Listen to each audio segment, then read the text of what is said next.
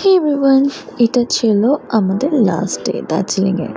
তো সকালবেলায় আমরা দুজন মিলে চলে গিয়েছিলাম একটু তাজ বেকারি। এটাও কিন্তু একটা ফেমাস বেকারি।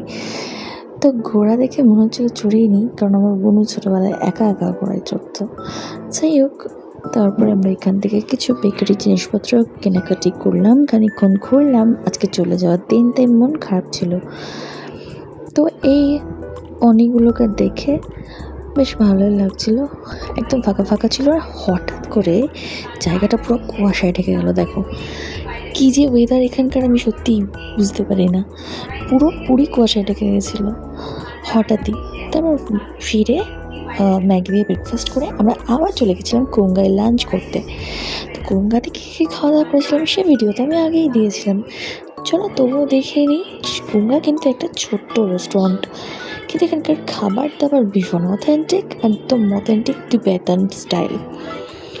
তো আমরা এখানে নিয়েছিলাম মোমো, আর নিয়েছিলাম fried rice, chicken fried rice, আর নিয়েছিলাম চিকেন মোমো। আজকে আমরা মোটামুটি ফাঁকাই পেয়েছিলাম, কারণ কোঙ্গাতে চান্স পাওয়া ভীষণ কঠিন।